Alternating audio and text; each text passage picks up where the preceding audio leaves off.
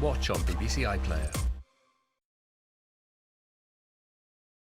In nearly 20 years of being a journalist, I think one thing I can say which is true of this region is that it's become much harder to be a journalist. There's barely any journalism in here holding the government to account. It's really important to be on the ground, and if that means you've got to go to hostile, remote places, then we have to do that. That's the opium resin.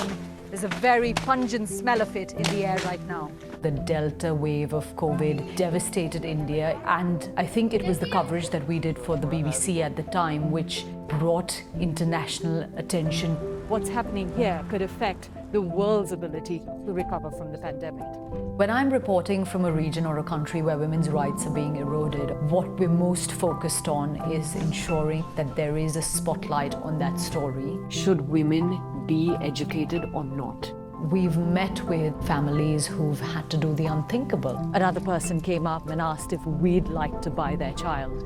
The desperation is hard to put in words. It's really important that we tell the story in a sensitive way and maintain the dignity of the people who are talking to us. Many of the stories we've had to tell are distressing, they're difficult, but that's usually an indicator that they're really important stories to tell.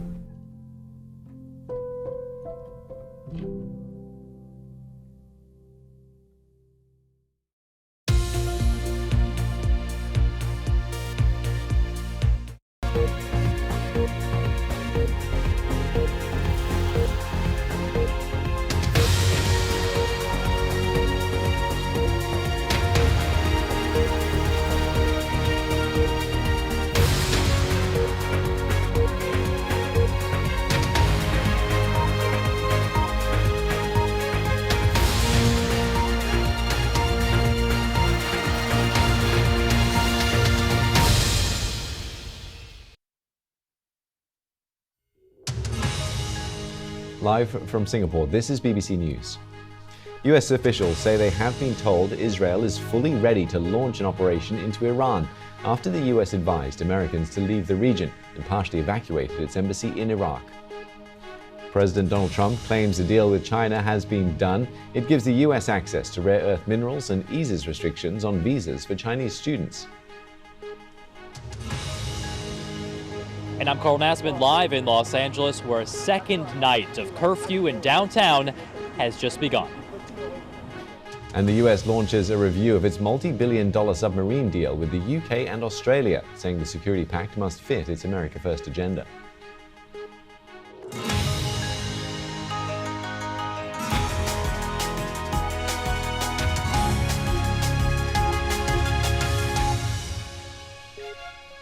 And we start with the developing story. US officials say they have been told Israel is fully ready to launch an operation into Iran. That's according to our US news partner CBS, who spoke to US officials familiar with the situation. The US partially evacuated its embassy in Iraq and has reportedly advised Americans across the region to leave. Well, let's cross live now to Washington and speak with our North America correspondent Jake Kwan for more on this. Jake, talk us through what we know so far.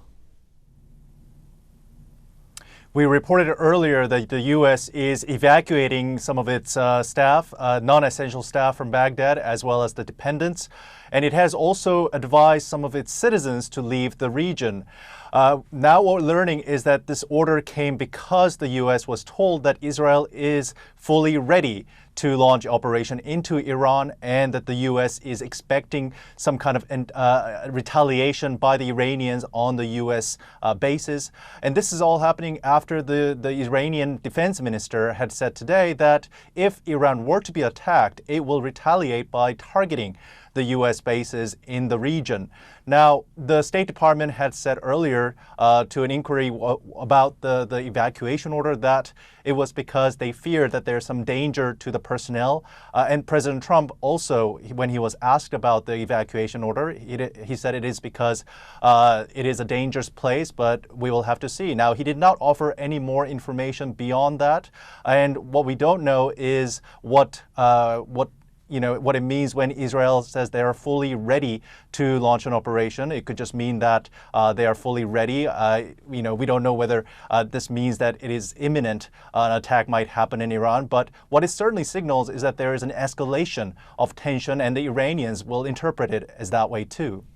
Yeah, Jake, Special Envoy to the Middle East, Steve Witkoff, is going to be meeting Iranian Foreign Minister in Muscat on Sunday. What should we expect there, given these recent developments? I mean, despite the pullout, the sixth round of talks between America's special envoy in these talks will still head to the negotiation with the Iranians on Sunday. That is what we understand.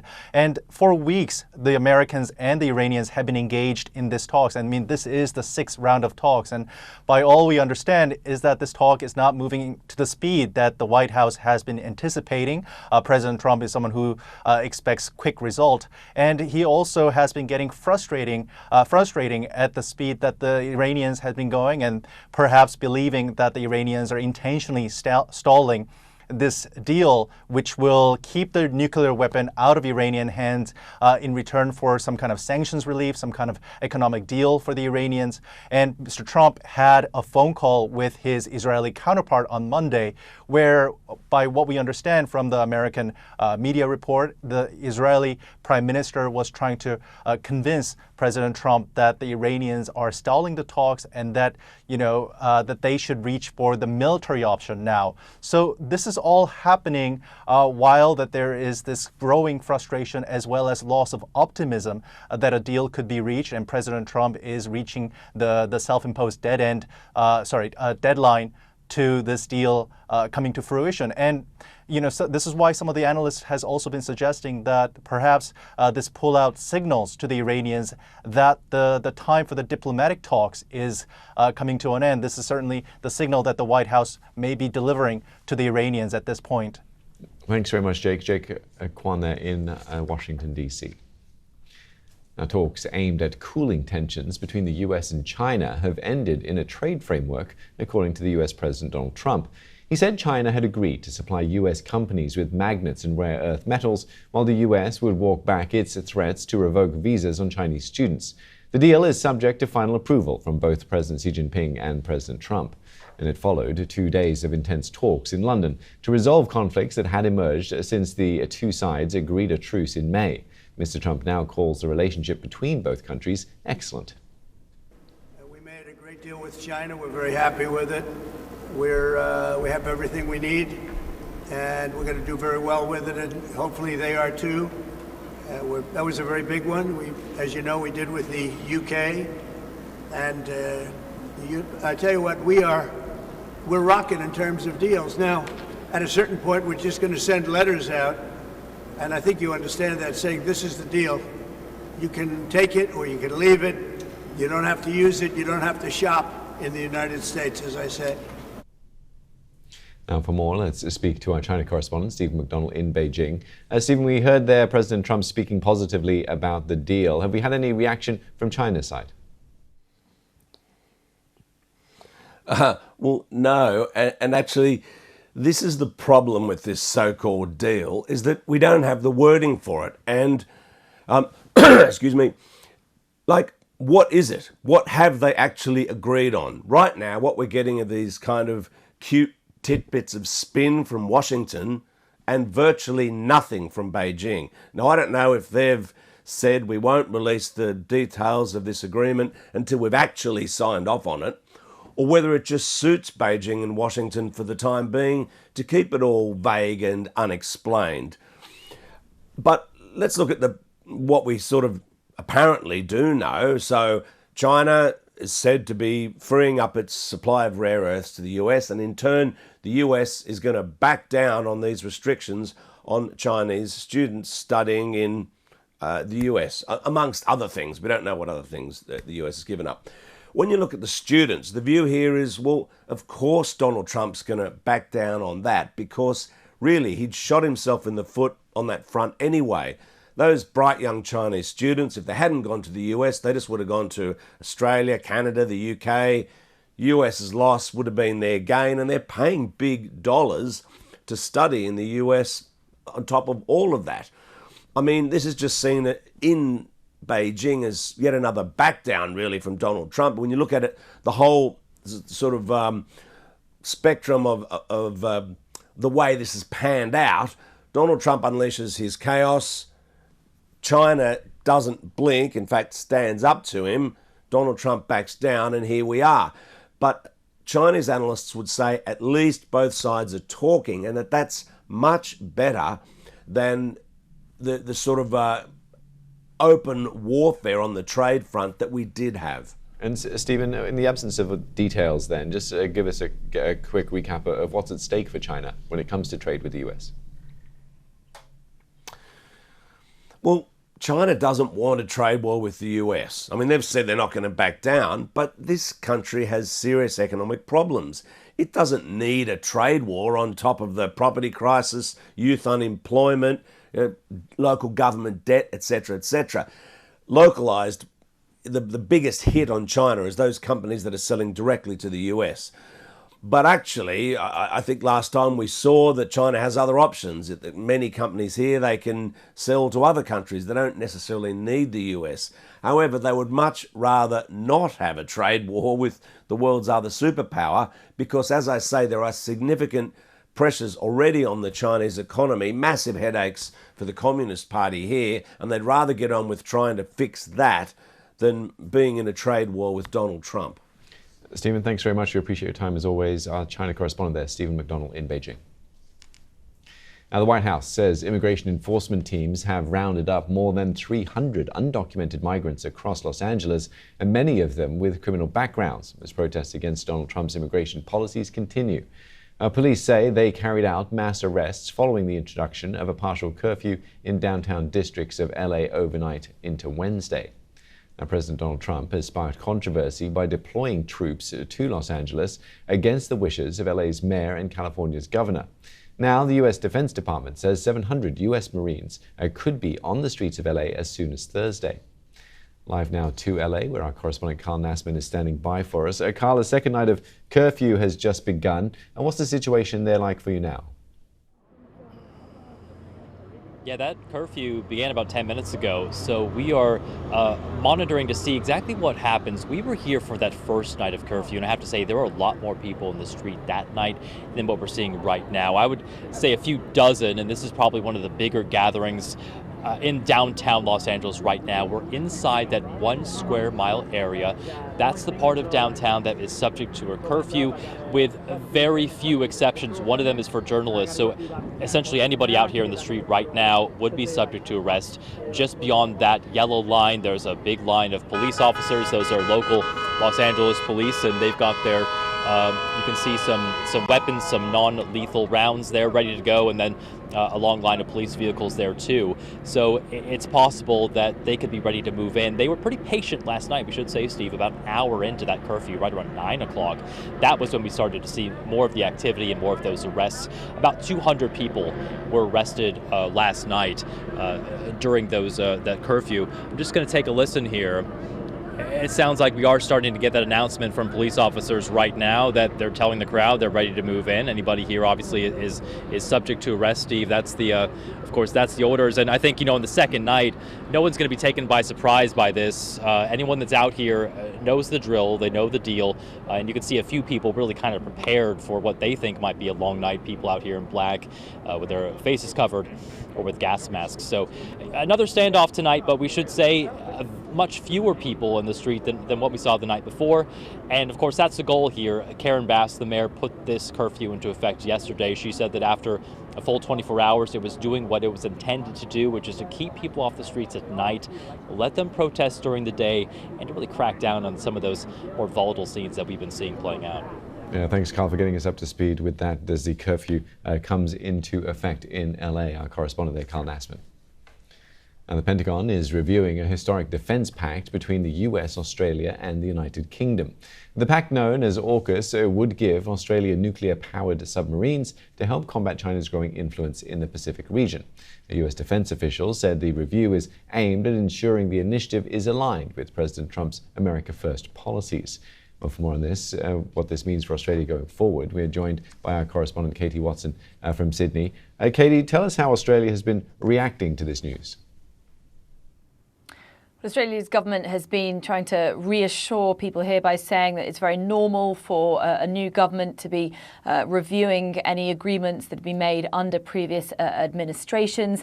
But certainly it's kind of raising the voices of the critics who feel that Australia perhaps needs a more independent defence strategy. That's something that the Defence Minister, Richard Marles, has downplayed, saying that Australia needs to stick to a plan because, of course, this was a plan that was drawn up, agreed upon in 2021, and Australia actually dumped a pact with France in favour of AUKUS. And so obviously going back on that or finding some other approach would certainly hold Australia back. So the government here is being very clear that they are not concerned. This is very normal, very understandable, and that they have full faith that this pact will remain between the US and the UK and Australia.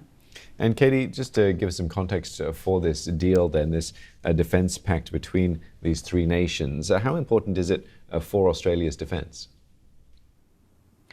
Well, the Defence Minister, Richard Marles, has said you only need to look at a map to realise how important it is for Australia to have long-range nuclear capability. Of course, Australia is out on a limb geographically. There's a lot of sea between the Pacific Ocean between Australia and the US, and making sure that that is monitored safely and the security is clearly very important. It's important for the US and the UK, of course, because Australia is in a very unique position. But certainly with the growing influence of China and the fact that Australia relies on its traditional allies, the likes of the US has done, as the economic power of China only strengthens, certainly having that agreement is seen as hugely important. And that's one of the reasons that Australia is trying to say and warn off any concern that this pact still remains and that they aren't concerned about it. Katie, thanks very much for that. Katie Watson in Sydney. Around the world and across the UK, this is BBC News.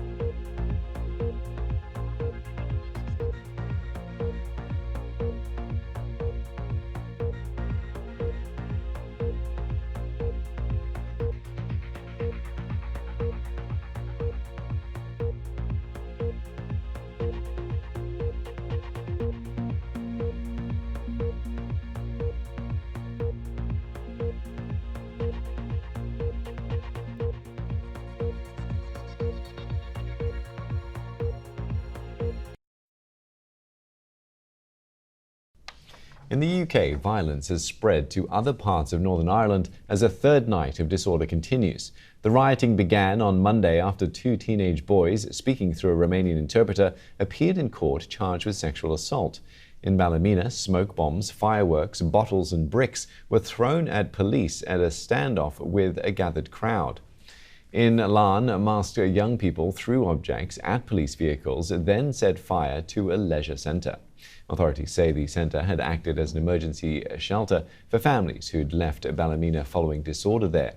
And in Coleraine, transport services were disrupted after a group of young people set fire to bins along local railway tracks. Sarah Gervin has more from Ballymena.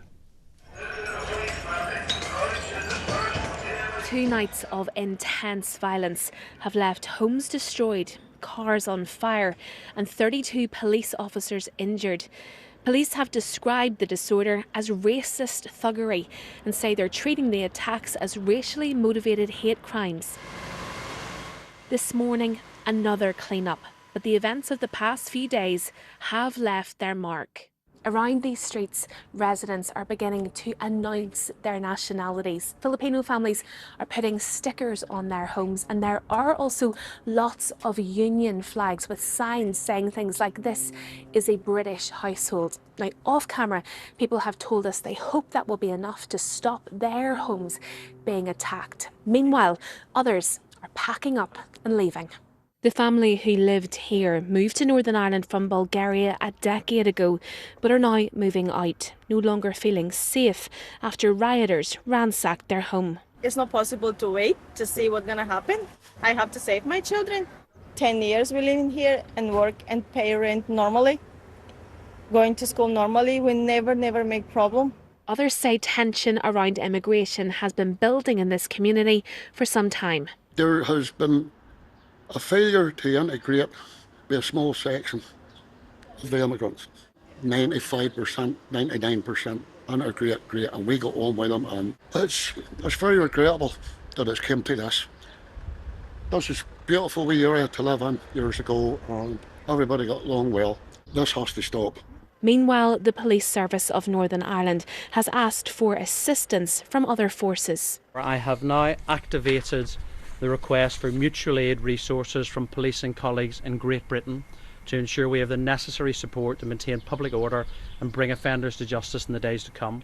6 arrests have been made so far, and police say they plan to significantly increase officer numbers moving into this evening and over the next few days. Sarah Gervin, BBC News in Ballymena. In the Middle East, dozens more Palestinians are reported to have been killed as they tried to access aid in Gaza. 3 separate incidents, at least 31 people died near an aid convoy transporting flour at a US and Israeli-backed food distribution center. The Hamas-run Civil Defense Agency said Israeli forces opened fire on crowds. The Israel-backed Gaza Humanitarian Foundation said it provided nearly 2.5 million meals on Wednesday, its largest single delivery. Time to turn our focus to business and market news in Business Today.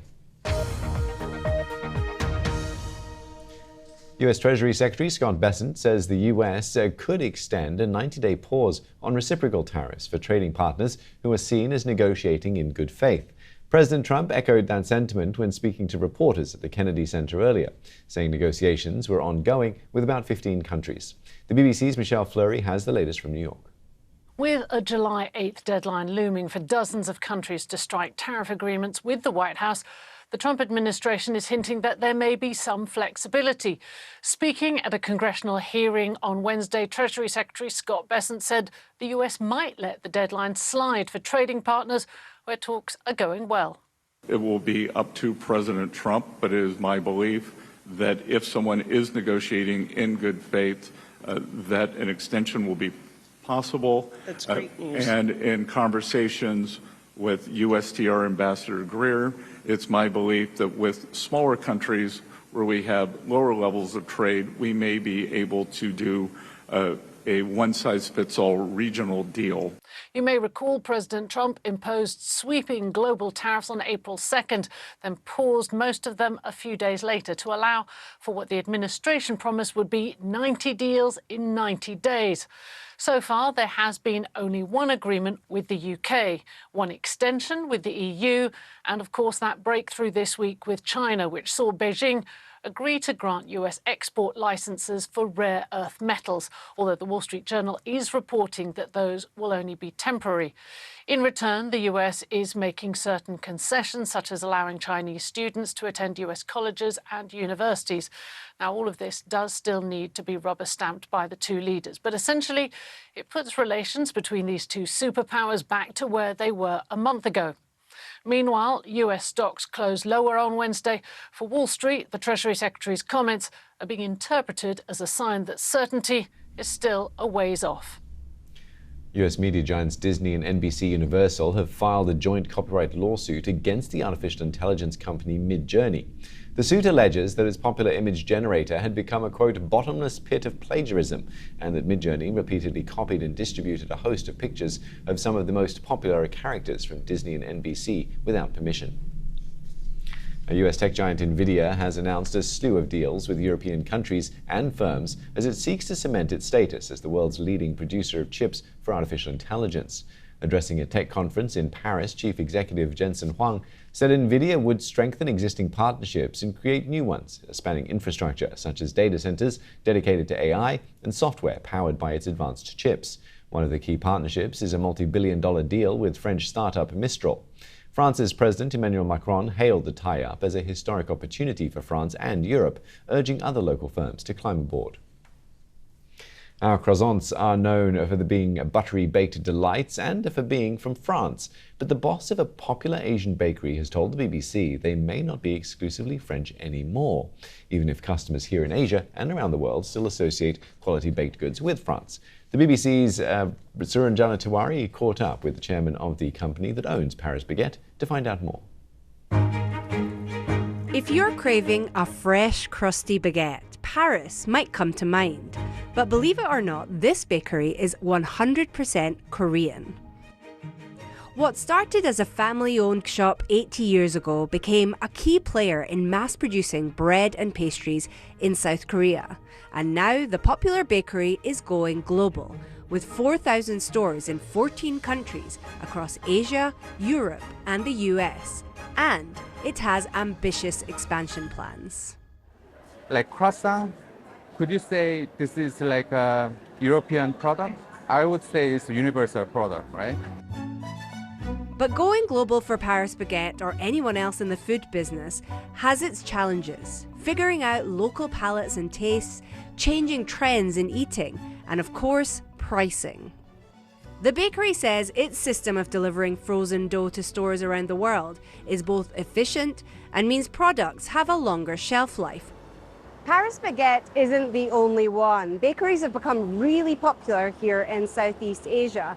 This is a popular shopping district in the center of Singapore. There are malls all the way down this road, and in their basements there'll be 3, 4, 5 bakeries, all of them Asian. So how do their baked goods match up? We asked a pastry chef what he thought. It's quite bad. It's quite bad? Yeah, you see, there is no honeycomb. It's totally hollow. Yeah. So the lamination was done a little bit better because the internal part collapsed, so that means it doesn't have too much strength. And here's some local delights. This is a Korean milk cake. I think it's fantastic, it's very good. The smell of milk is coming over, it's nice, it's fluffy, it's refreshing. For Paris Baguette, it's counting on a recent sponsorship deal with a British football club to help spread the word. You just signed a deal with Tottenham Hotspur. What's the vision behind having a football deal like that? We want to be best in class for bakery industry, and Tottenham is also like Premier League club. It's very optimistic about the future and taking a little bit of Paris, or rather Asia, to the rest of the world. Suranjana Tiwari, BBC News, Singapore. And for more on this story, my colleague Suranjana Tiwari has a full article up and running on bbc.com. You can check it out there. In the meantime, thanks very much for your company. I'll see you at the same times tomorrow. Bye for now.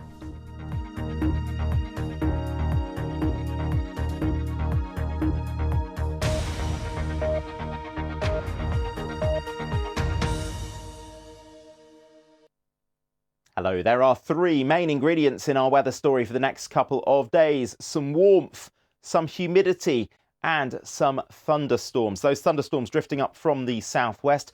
Across the southwest of England, Wales and Northern Ireland, we will see some very heavy thundery downpours through the day. Could be enough rain in places to give some localised flooding and travel disruption with some thunder and lightning and potentially some squally gusty winds as well.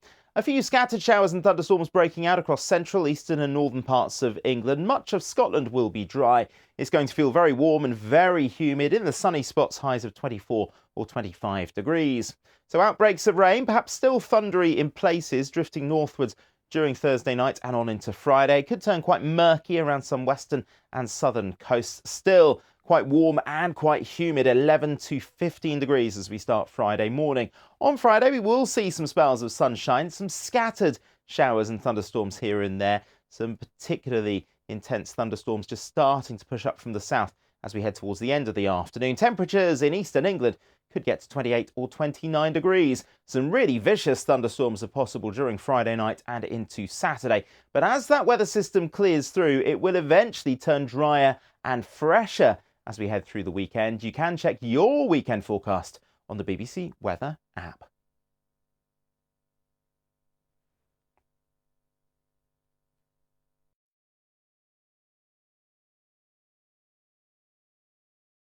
National Public Radio, NPR, is one of the most recognised names in US media, but President Trump accuses it of having a liberal bias. We've been speaking to the boss of NPR, who's planning a fight back against moves to cut its federal funding. That's all coming up on The Media Show on BBC News.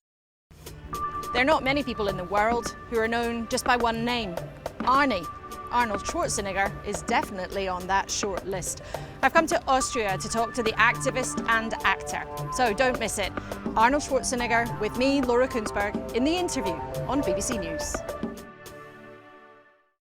As some of the UK's biggest retailers are hit by cyber attacks, should a company ever pay a ransom to the hackers? Many do, despite the advice not to. So I'll talk to one of the country's biggest cyber security chiefs and a ransom negotiator. Join us this week on Talking Business here on BBC News.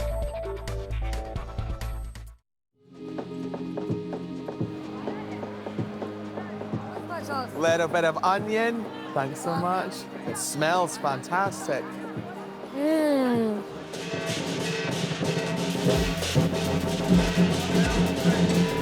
It's feeding time at the Liberty Sanctuary. Sometimes I don't know where to find all this food.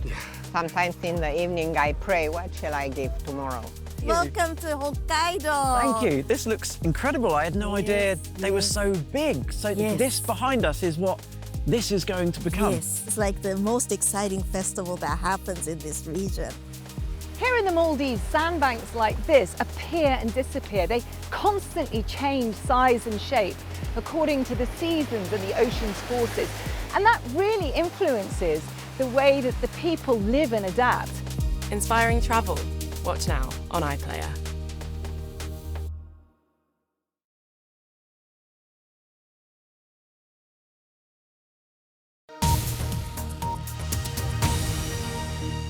Now on BBC News, exploring the latest innovation and technology shaping our lives, and with the inside track on global trends and advancements in the tech space today. From AI and robotics to health, climate, transport and gaming. Tech Now.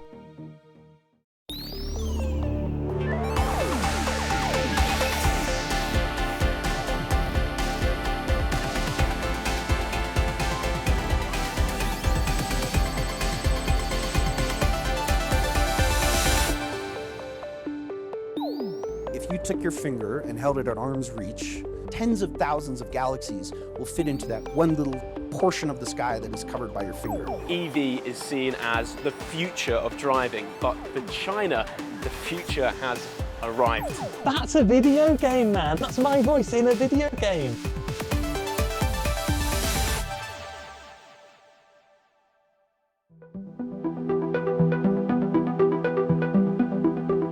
From high on a mountaintop in the Chilean Andes, scientists will soon be able to see the universe like never before and better understand where it came from. This is the Vera C. Rubin Observatory, home to the most advanced telescope ever made. Its goal is to map the entire night sky every 3 days for 10 years. The amount of light it captures, the speed it operates, the resolution of the camera, every detail of the observatory's design is to help it answer some of the universe's biggest mysteries. The design of Rubin Observatory has been driven by 4 science goals: probing the nature of dark energy and dark matter, exploring the transient optical sky, taking an inventory of the solar system, and mapping the Milky Way. With final preparations underway, TechNow was granted early access to the telescope to see how this potentially world-changing tech works up close.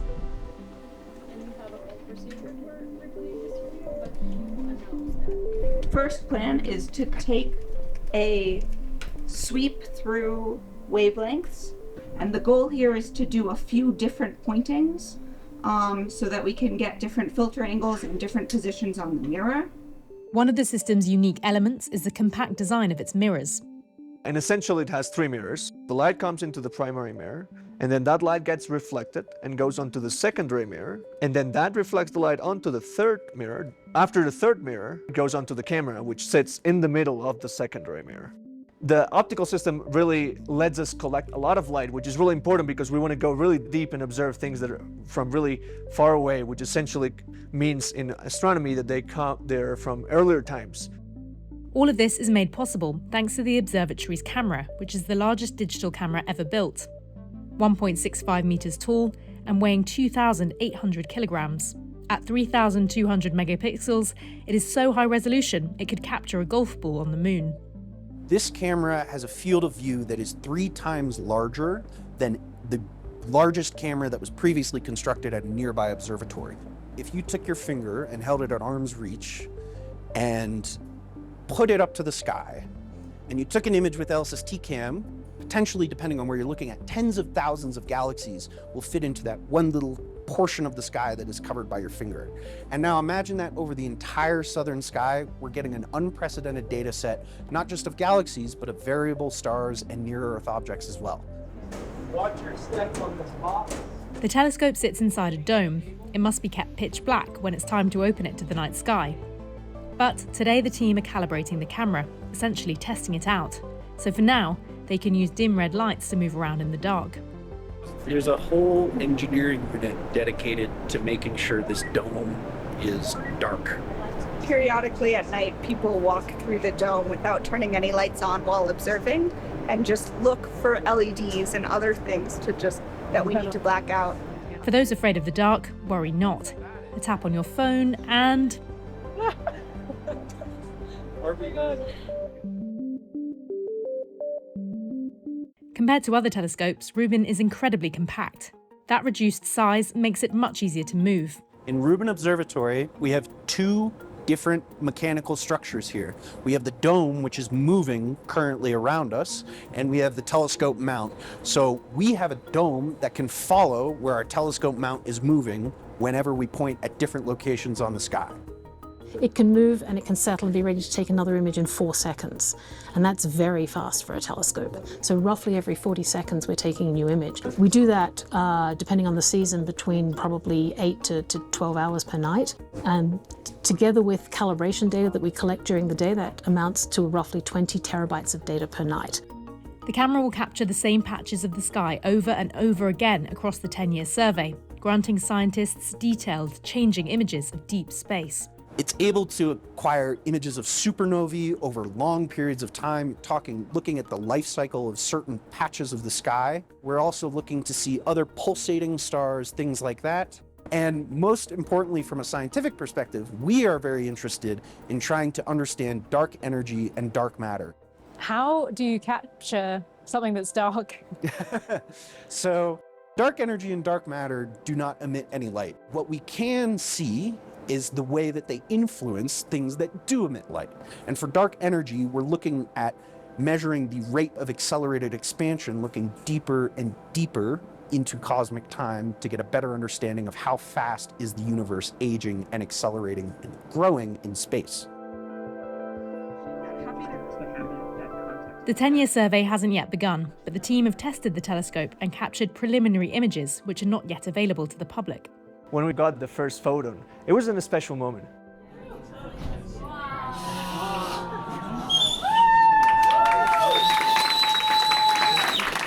It does really give you the perspective of this entire project, right? When I first started working with this project, I met with someone who had been working on it since 1996, and I was born in 1997. So it's really humbling on one side, but also it makes you realize that this is like an endeavor of a generation of astronomers. One of the things that's really exciting people about this telescope is it will capture so many more events at such high speed, in such high definition, that it will capture those 1 in a million events. It will not just answer questions that scientists already have, but it will throw up questions scientists have never even thought about.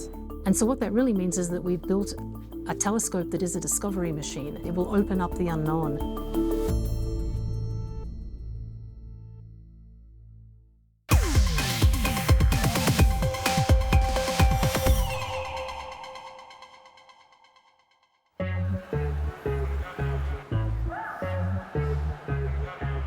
This giant warehouse in northwest Germany contains a robotics surprise. These robots are collectively known as Vulcan, specifically Vulcan Pick and Vulcan Stow. What makes them special is that Amazon claims they are the first warehouse robots. to have a sense of touch. Sense of touch is really important for interacting with clutter, where you have to contact a lot of different items. Most robots you've seen before have probably moved only through free space. And so they're maybe doing pick and place tasks. These robots are rummaging around in the bins. They're making space by moving items. And so that requires you to engage and touch and manipulate those other items. Humans have a sense of touch innately. Yes. Why don't we just use them instead of these? So today we do. For all of the stowing and picking, Amazon has historically used our employees because those tasks were just too hard for robots. But Vulcan was designed to support our employees, so it will work alongside them. The robots, you'll notice, are stowing mostly to the top rows, and these are the most ergonomically difficult tasks that those stowers and pickers are doing, either reaching overhead or bending low to put into the bottom rows. So the robots prioritize those actions to make the job less physically demanding and safer for our employees. And of course, being 2025, there's some AI thrown into the mix as well. When taking items off the shelves, the robots use cameras equipped with object recognition and machine learning to determine if they're collecting the thing that they're supposed to. Yeah, so this is the vision system. It's projecting a pattern of light, and then it looks at how that pattern is distorted to get 3D information. So how deep, or is there an angled surface?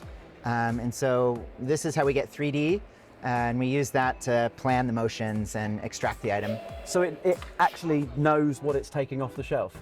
Oh, absolutely. So these are customer orders. So we want to make sure we ship you the Manchester United mug and not the Liverpool mug, or vice versa.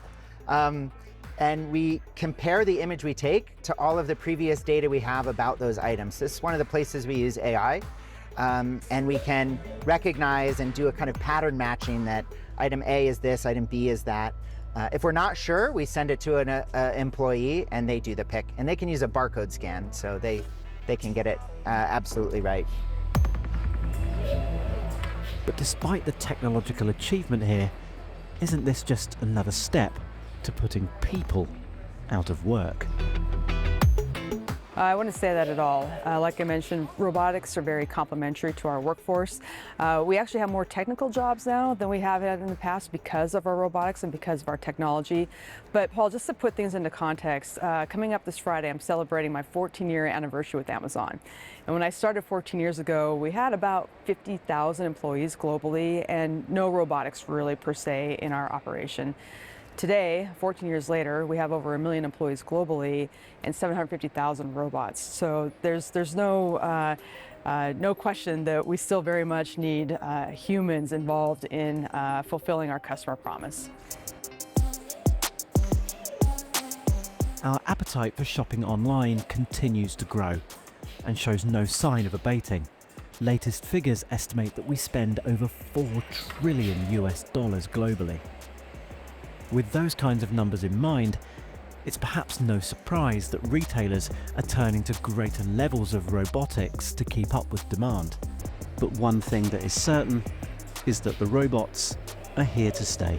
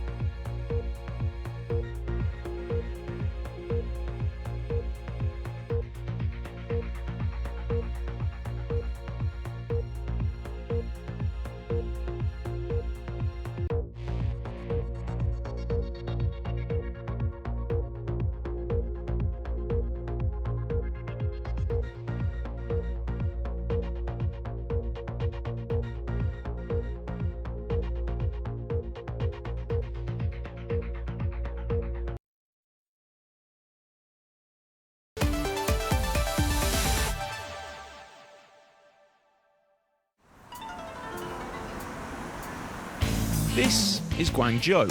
Traditionally, it was China's industrial heartland. Once known for its polluting cities, today the streets are a sea of green number plates. The roar of rush hour has become a gentle hum.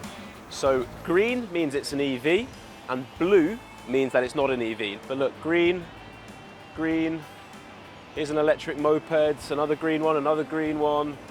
The point is that for most countries, EV is seen as the future of driving, but for China, the future has arrived. It's here now. Thanks to heavy government subsidies, the former nation of bicycles has become the world's leader in electric vehicles. Whether you're buying the car or building the car, providing the electricity or assembling the battery, everyone in China is entitled to government money and assistance. It's led to dozens of Silicon Valley-type startups across the country, but only the fittest have survived. This is Xpeng in Guangzhou, where internet live streamers sell cars in real time. Barely a decade old, Xpeng is already in the world's top 10 EV producers. Have a look, shall we? Sure. Okay, well, we are inside the Mona now. You were saying that this is a typical car for a first-time buyer. I mean, I've seen the type of car that first-time buyers normally buy. It doesn't really look like this. Talk me through what we've got here. Yes, because we actually tailor for young customers' preference, such as this huge 15.6-inch screen with very smooth interaction with the customers. We even offer the 18 speakers as a standard. 18 speakers? Sound systems as standard. And we offer these heated and ventilation seats, which usually, appear on the luxury models. So all the comfort features for our target customers. Mike says that young people are increasingly turning away from the Western car brands that would have brought social status to their parents, and instead they're prioritizing mod-con features that the trendy domestic brands can provide. Right. We then went on a test drive of a model that wasn't even on the market yet. 导航去德利达广场。 好的，我们去第几个？ Their newest car has voice activation, an inbuilt entertainment system. This is video streaming. Correct. It's also got genuinely impressive self-driving capability. The car's just slowed down by itself. By itself. My foot is actually off the brake pedal. So you're not touching anything? Not touching anything. And it was quickly put to the test. What are these guys doing? Whoa, these guys are going down the wrong way. These guys are driving down the highway the wrong way. Yes. To make a U-turn. Yeah. And we're still here. Yeah, we are alive. No one's been hurt. Yeah. This car's on the market for just $20,000. Having already fought off fierce competition within China, Xpeng is now looking internationally. We're selling well in Europe. We just launched in UK in March. We see tremendous interest in our products. It is traditionally a stigma attached to some Chinese products. But I would say probably it's more related to older generation of Chinese products. European and UK customers seeing China can produce high quality and very good technology products. In Shanghai, meanwhile, drivers get to experience one of China's newest innovations. They're called swapping stations, to replace your depleted battery in a matter of minutes. You simply drive in, and the automated machines take care of the rest. The company behind the technology is another EV startup called NIO. This car is, as you say, is battery swappable, and which means that we can replace the battery, the whole battery, in about 3 to 3.5 minutes. And so effectively within the system I can say and set a destination of the battery swap station, and it's therefore inform the battery swap station that I'm going to be arriving at some point in the future. When I get into a few hundred meters away, it then actually gives me, allocates me a battery and allocates me an actual sort of slot if there's already a queue. And once it's your turn, you then drive right in front of the battery swap station, you push a button to accept the process, and then it's hands off from there. So now it's going to automatically park us into this power swap station. And you can see the steering wheel's not moving because we're working with a steer-by-wire. And it's effectively will reverse us in to the station, so we're in exactly the right position. Now the car is positioned in the swap station. So you see it's just picked the car up a little bit, removed the load from the suspension, and now the battery, you'll hear in a minute. There you go, you can hear the unbolting of the battery now. It's state-of-the-art technology for less than the price of a full tank. After a quarter of a century, China has managed to make luxury mainstream. Chinese are thinking about a future where they manufacture just about every single car for the world. They're looking around saying, anybody can do it better than us? Yeah, we're going to pretty much build every car in the world, okay? Now, in a world scrambling to meet climate targets, this might be considered great news. But there's politics at stake too. And instead of thanking Beijing, Western countries are worried. They're slapping tariffs on Chinese-made EVs. They're desperate to catch up in the green tech race. But China has already changed the game.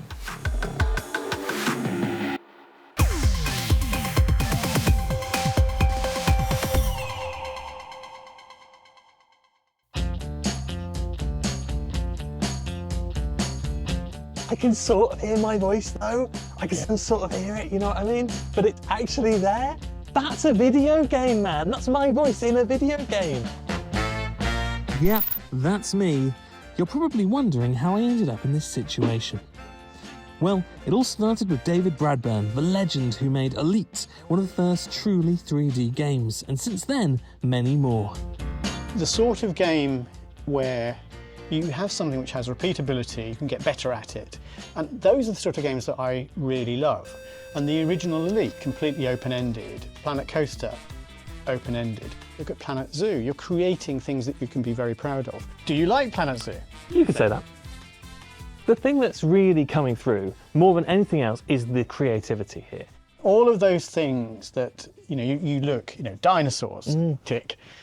Zoo animals, tick. Yeah. Spaceships, roller coasters. What we've really done is we've gone through the toy box. But I'm actually at Frontier Developments to talk about their next big thing, dinosaurs. Jurassic World Evolution 3 is a creative management simulation game in which players get to build their own Jurassic World. So for the first time, you'll be able to synthesize male dinosaurs, and they will breed the female dinosaurs and create juveniles. You know, when you think of dinosaurs in the original film, I don't think cute is the word that possibly comes to mind, but baby dinosaurs, it sounds like that might be quite cute. They can be adorable. This is literally our juvenile interacting with an adult. Oh, wow. So she'll come in, she kind of gets investigated, starts wondering about the frill, and then starts going underneath, see if she can find anything under there. And then obviously the mum here will get fed up and walk off. What's really great about the juvenile dinosaurs is the interactions that they can have with other dinosaurs. So they'll, their parents will call to them and they'll follow them, they'll play chase with each other. Their parents might protect them if they're in danger. Whole new levels of kind of interaction and behaviours that they can add to the game. So you've seen how a dinosaur looks, how a dinosaur gets made. But the thing is, how do you actually make a dinosaur sound, right? I mean, we don't know what dinosaurs sound like, so how do you do it? Come on then. How do we make a dinosaur? Well, you're going to go in there and do it. What? Suddenly, I found myself in a sound booth, looking at the baby dinosaur I was meant to provide the voice of. Apparently, this is one of the ways they get the sound, by making people make weird noises. Not that I made any weird noises. Today, you're going to be giving us your finest juvenile Protoceratops.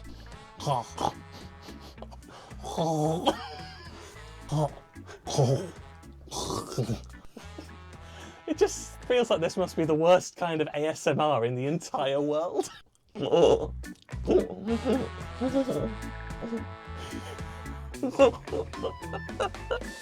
you, Tom. That's 5 hours worth. Great, thank you. So we know how to make me make stupid noises in that room. How on earth do you turn that actually into a dinosaur? Well, apparently you go into this room and someone else makes that work.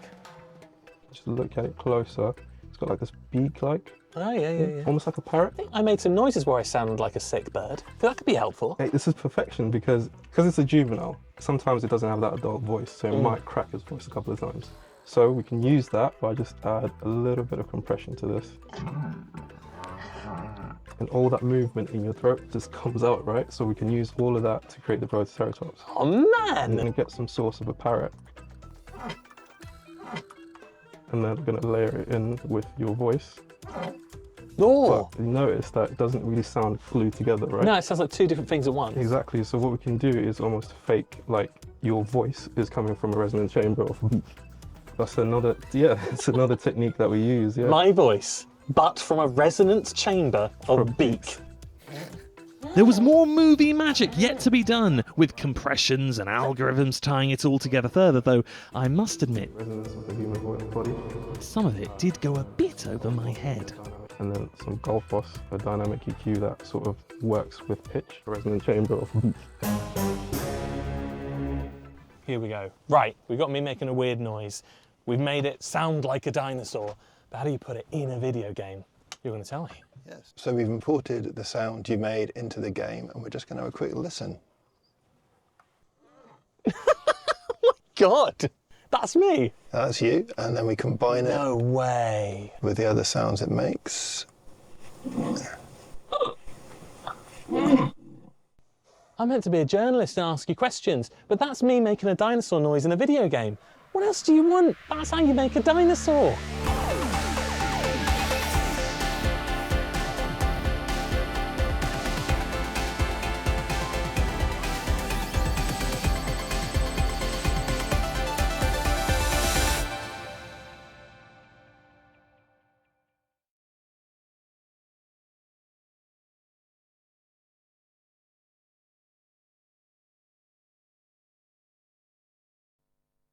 Hello, there are three main ingredients in our weather story for the next couple of days. Some warmth, some humidity and some thunderstorms. Those thunderstorms drifting up from the southwest. Across the southwest of England, Wales and Northern Ireland, we will see some very heavy thundery downpours through the day. Could be enough rain in places to give some localised flooding and travel disruption with some thunder and lightning and potentially some squally gusty winds as well. A few scattered showers and thunderstorms breaking out across central, eastern and northern parts of England. Much of Scotland will be dry. It's going to feel very warm and very humid. In the sunny spots, highs of 24 or 25 degrees. So outbreaks of rain, perhaps still thundery in places, drifting northwards during Thursday night and on into Friday. Could turn quite murky around some western and southern coasts. Still quite warm and quite humid, 11 to 15 degrees as we start Friday morning. On Friday, we will see some spells of sunshine, some scattered showers and thunderstorms here and there. Some particularly intense thunderstorms just starting to push up from the south as we head towards the end of the afternoon. Temperatures in eastern England could get to 28 or 29 degrees. Some really vicious thunderstorms are possible during Friday night and into Saturday. But as that weather system clears through, it will eventually turn drier and fresher as we head through the weekend. You can check your weekend forecast on the BBC Weather app.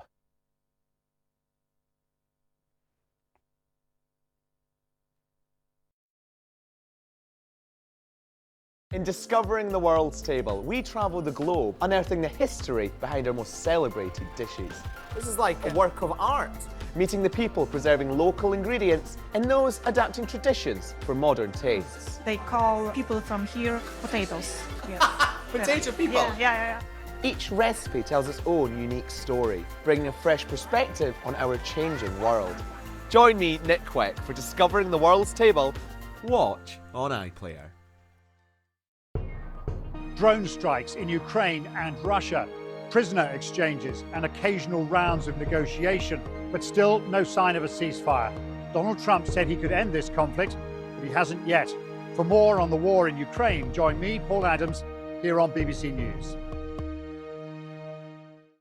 Factories across China are rushing to make and ship their goods to the United States after a ceasefire was agreed between Beijing and Washington in their economic war.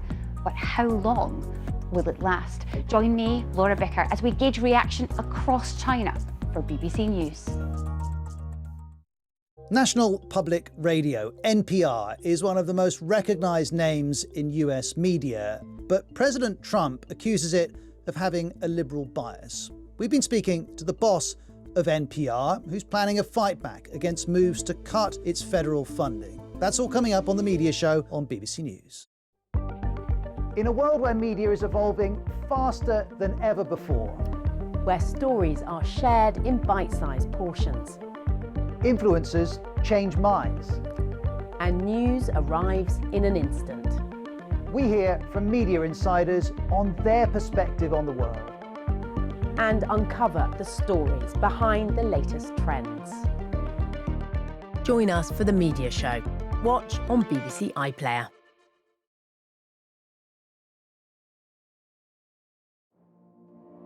For me, trust is about presence. About fostering relationships all around the world, over years. It's about patience, not rushing to be the first, But striving to get it right. to get to the truth. We can't just ask the questions. We have to question the answers. Debate, debate, debate. We have to create a space for opposing voices to be heard and challenged. We fight every day to earn your trust. And we never take it for granted. We capture the story. Fact check the story. Break the story. We explore the story. So you can trust us to tell it.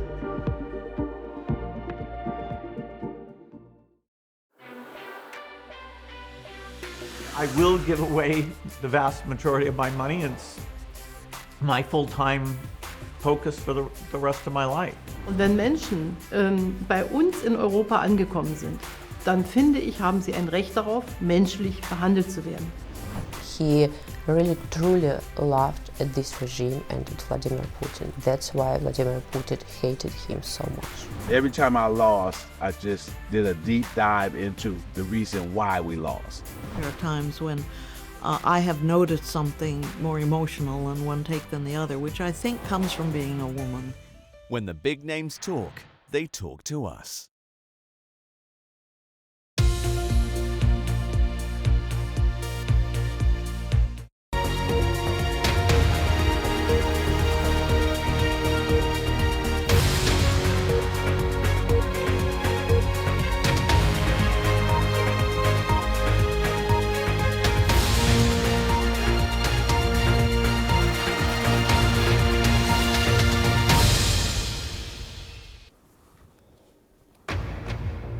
Live from London, this is BBC News.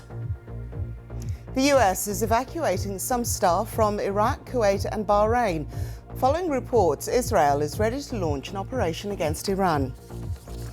A third night of violence in Northern Ireland as petrol bombs are thrown at police and a leisure centre is set on fire. A second overnight curfew has come into effect in parts of Los Angeles after nearly a week of protests and riots over immigration raids. And coming up in Business Today, it's another season of record earnings for European football. But what impact is this having on the fans?